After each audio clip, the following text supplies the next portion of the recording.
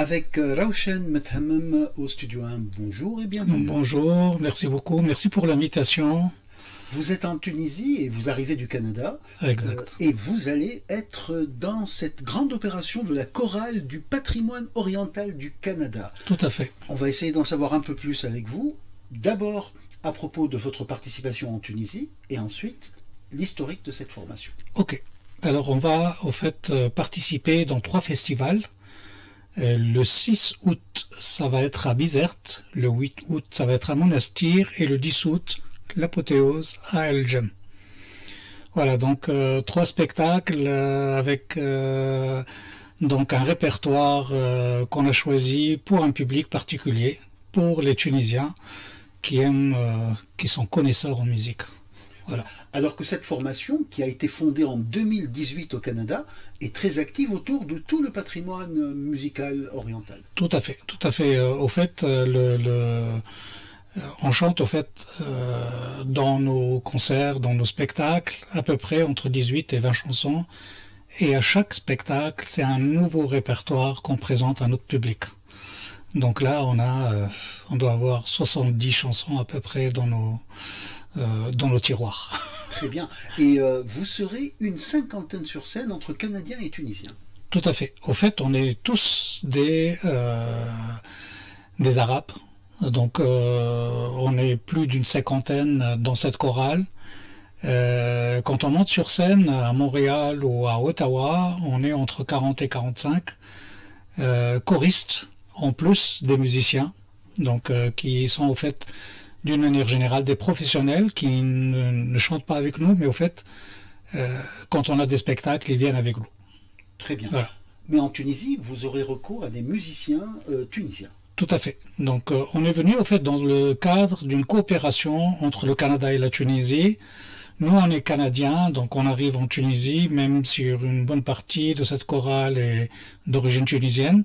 Et puis on va collaborer avec le conservatoire de musique de Monastir, qui sont des professionnels qui viennent nous accompagner. Il va y avoir une 15aine de musiciens avec nous sur scène, et nous, on va être un peu plus d'une 30aine sur scène. D'accord. Alors, est-ce qu'on peut avoir une idée sur le programme ou pas? Alors, d'une manière générale, ça reste toujours une surprise pour le public. C'est pas grave. Hein, mais je peux déjà vous dire que ça va être donc les chansons classiques les plus connues des grands chanteurs comme Kalthoum, comme Fayrouz, comme Abdel Halim Hafez, comme beaucoup de chansons, et puis aussi des chansons tunisiennes qu'on va présenter. Certaines sont pour la première fois qu'on va présenter à un public, et d'autres qu'on a déjà chantées à Montréal ou à Ottawa. Très bien. La chorale se nomme Chorale du patrimoine oriental du Canada. Elle a été fondée par un musicien syrien. Tout à fait. Ça a été fondé par Spiro Demien, qui est d'origine syrienne, qui a étudié la musique, le maqamet, qui a étudié les partitions, etc., et qui est venu, il a formé tout au début, en 2018, une petite chorale avec des amis, etc. Et puis son objectif, c'est de monter une chorale qui, un jour, se produit à l'extérieur du Canada.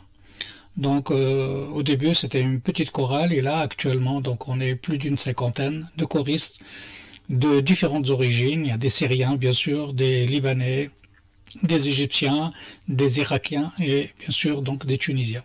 Très bien. Et si je comprends bien, le cycle de répétition va commencer dès lundi. Exact. On va commencer à répéter avec donc les musiciens lundi. La chorale arrive dimanche, et dès lundi, on va commencer à répéter. Les musiciens répètent depuis plus de 2 mois.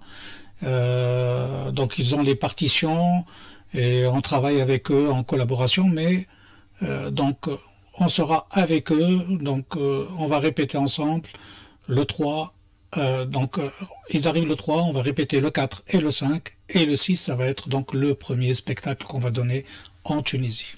Très bien. Alors, pour les musiciens, ce sont des professionnels qui cultivent leur jardin par ailleurs, ou bien ce sont des musiciens à plein temps? Ce sont des professeurs de musique du conservatoire de Monastir. Et ça a été choisi par le ministère. Et le ministère a très très bien fait parce que on voulait qu'il y ait donc des musiciens qui lisent des partitions et notre maestro Spiro a des arrangements particuliers pour les chansons qu'on chante. Donc il voulait que ça soit des musiciens professionnels qui vont exécuter, donc où ils vont jouer des musiques qu'ils connaissent déjà, mais d'une autre manière. Très bien. Et les choristes sont des choristes à plein temps? Non, je ne pense pas. Non. En fait, on est pas des amateurs, mais on est des passionnés de la musique arabe. On a chacun son boulot, mais on se rencontre une fois par semaine pour répéter ensemble pendant 2 heures. Mais depuis qu'on a annoncé qu'on va venir en Tunisie, on répète 2 fois par semaine. En plus, on a l'obligation d'enregistrer une chanson par jour et de l'envoyer au maestro pour qu'il corrige éventuellement s'il y a des erreurs à faire. Très bien. Et comment ça va se passer en quelque sorte? C'est-à-dire qu'aujourd'hui, les musiciens ne sont pas encore là, ils vont arriver, vous allez répéter, vous serez sur scène, et le répertoire sera tuniso-oriental, disons? Exact, tout à fait. Ça sera donc un mélange, une mosaïque de musique. Je vous assure que notre public à Montréal et à Ottawa ne s'ennuie jamais de nos spectacles. Et à la fin de chaque spectacle, ils nous disent bah, le prochain c'est quand? On dit laissez-nous le temps de préparer le prochain répertoire. Justement, vous produisez fréquemment au Canada. Ça fait 7 ans qu'on est là. On a à peu près fait 18 spectacles entre Montréal, Ottawa, et au retour, au mois d'octobre et novembre, on a déjà programmé pour d'autres villes. Donc au retour, on a d'autres spectacles pour d'autres villes. Et le public que vous mobilisez est mixte ou bien est-ce que c'est une diaspora arabe? C'est diaspora arabe, mais il y a de plus en plus donc de Canadiens et de Québécois qui viennent nous écouter et apprécier la musique donc orientale. D'ailleurs, l'objectif de Spiro, notre maestro, c'est de faire connaître la musique orientale en Amérique du Nord, sachant que notre chorale est la première chorale de musique orientale qui a été enregistrée au Canada et en Amérique du Nord. C'est la première qui a été, donc c'est le numéro 1, si vous voulez, qui a été enregistré et réellement donc reconnu en Amérique du Nord. Et pour vous, comment s'est passé le déclic, Raouchen Methabi? Ah, ça c'est une longue histoire en fait. Moi j'ai commencé avec une chorale tunisienne, Melouf. Ça a duré à peu près 1 an, mais par la suite ça n'a pas vraiment marché. Et j'allais très très souvent au concert de la chorale orientale. Et une fois, moi je voulais pas chanter au fait, parce que je trouvais que j'avais pas une belle voix, etc. Et puis j'étais le voir, je lui ai dit, je voudrais prendre des cours de piano. Il me dit, malheureusement, je donne pas de cours de piano, je peux vous donner des cours de oud. Mais par contre, j'ai une chorale.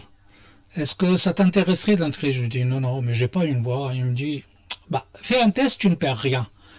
Et c'est là où il m'a fait un test. Il me dit, bah, t'as une voix de chorale, tu vas apprendre à chanter, parce qu'on apprend à chanter, au fait. On apprend à respirer et à chanter. Et donc à chanter avec le groupe, au fait. Très bien. Voilà. Donc un concert à Bizerte pour ouvrir, c'est le Festival international de Bizerte et ce sera pour le 6 août. Un deuxième concert à Monastir, exact. Festival international également. Et puis, pour conclure, le Festival international de musique symphonique d'El-Jem le 10 août. Et bien entendu, tout cela se passe avec une orchestration instrument classique. Oui, c'est ça, exactement. C'est-à-dire que on va être accompagné par des musiciens, mais comme je vous le disais tantôt c'est québécois, tout à l'heure, c'est au fait un arrangement assez spécial du maestro, sachant que notre chorale, il y a 3 voix féminines et il y a 2 voix masculines dans notre chorale. Donc c'est ce qui fait un peu la spécificité de notre chorale. Et c'est la raison pour laquelle, enfin, c'est un des objectifs du maestro, c'est d'arriver à chanter ce qu'on connaît déjà, ce que le public connaît déjà, mais d'une autre façon. Donc là, on va présenter des spectacles Et d'une manière générale, le public commence à chanter avec nous. Donc, et je pense que cette envie va aussi, donc on va y arriver en Tunisie, et je suis sûr que notre public va même vouloir monter sur scène et chanter avec nous. C'est ce qu'on vous souhaite en tout cas, et ça va donner certainement du tonus à ces trois soirées qui commencent, je le rappelle, le 6 août à Bizerte, le 8 à Monastir et le 10 à El Jem. Vous êtes fin prêt? Et on est prêt. Peut-être que pour conclure, nous pourrions saluer toutes les synergies qui se sont établies pour que vous puissiez être là. Les événements tuniso-canadiens sont très rares. Tout à fait. Au fait, cette idée de venir en Tunisie a été au fait concoctée par l'ambassade de Tunisie donc à Ottawa, qu'on salue, au fait, qui ont été à l'origine. Le ministère des Affaires culturelles aussi, à leur tête notre ministre. Le consulat de Tunisie à Montréal, qui a joué un rôle primordial, et Tunisair aussi, qui nous a donné un coup de main pour venir ici. Super. Voilà. Tous nos vœux de succès. Merci beaucoup, Hatem. Merci, Raouchen Methamem, d'être venu nous parler de la chorale du patrimoine oriental du Canada. Rendez-vous avec le public et synergie totale avec le public. Concert apparemment participatif. Ce sera à Bizerte le 6 août. Beaucoup de surprises. Voilà, à Monastir le 8 et puis à El Jem le 10. Merci beaucoup et bonne chance. Merci infiniment. Merci beaucoup.